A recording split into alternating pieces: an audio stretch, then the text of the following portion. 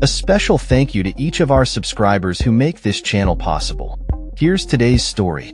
In a stunning turn of events, the Associated Press, AP, has reported that it was barred from sending a reporter to an Oval Office event, an action it claims is part of a broader effort by the Trump administration to punish the organization for its editorial stance on the naming of the Gulf of Mexico. The controversy centers around President Trump's executive order renaming the Gulf of Mexico to the Gulf of America, a move that has sparked significant backlash from various media organizations and press freedom advocates. AP's executive editor, Julie Pace, expressed her concerns in a statement, emphasizing the importance of independent journalism and the implications of restricting access to the press. This incident raises critical questions about the relationship between the press and the government, particularly in an era where the integrity of news reporting is more vital than ever. The incident unfolded on Tuesday when AP was informed by the White House that if it did not align its editorial standards with Trump's directive, it would be barred from future events. This ultimatum came after the AP released its style guidance, which stated it would continue to refer to the Gulf by its historical name, citing its long-standing recognition and usage for over 400 years.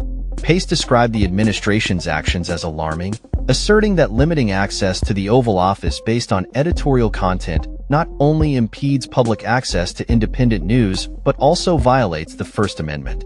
Aaron Tur, a representative from the Foundation for Individual Rights and Expression FIRE, echoed these sentiments, labeling the administration's actions as an alarming attack on press freedom. He emphasized that the role of the press is to hold those in power accountable, not to serve as a mouthpiece for the government. This sentiment was further supported by the White House Correspondents Association, WHCA, which issued a statement condemning the administration's decision to bar AP from an official event. WHCA President Eugene Daniels remarked that the White House cannot dictate how news organizations report the news, nor should it penalize journalists for editorial decisions.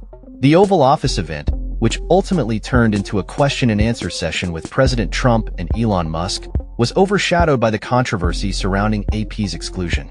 Musk, tasked by Trump with overseeing significant government reforms, responded to criticisms of his anti-government efforts, asserting that the people voted for major changes and that is what they will receive. This statement, however, did little to alleviate the concerns regarding press freedom and government transparency. The executive order signed by Trump not only renamed the Gulf of Mexico, but also restored the name of Denali to Mount McKinley, a name change that had been made by President Obama in 2015. The AP's style guidance regarding these name changes has drawn a clear line in the sand, with the organization stating it will refer to the Gulf by its original name while acknowledging the new name chosen by Trump. In contrast, for Mount McKinley, the AP will use the name Mount McKinley since the area lies solely within the United States and Trump has the authority to make such changes. The AP's decision to maintain its editorial integrity has put it at odds with other organizations, including Google, which has begun using the term Gulf of America on its maps. This divergence highlights a significant divide in how media organizations are responding to the administration's directives. While some have capitulated to the new terminology, the AP remains steadfast in its commitment to factual reporting, prioritizing historical accuracy and international recognition.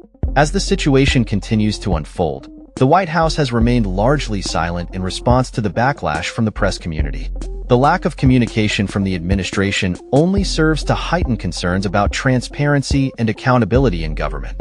The implications of this incident extend beyond the AP, as it raises broader questions about the future of press freedom in the United States and the potential for government overreach in dictating media narratives. In conclusion, the Associated Press's exclusion from the Oval Office represents a significant moment in the ongoing struggle for press freedom. As journalists and media organizations navigate the complex landscape of government relations, it is imperative that they uphold their commitment to independent reporting, ensuring that the public remains informed and that the tenets of democracy are preserved. The response from the press community will be crucial in determining the future of journalistic integrity and the role of the media in holding power to account. That's all for this story. We upload videos every day covering many different subjects, so hit that subscribe button to stay informed. Thanks for watching.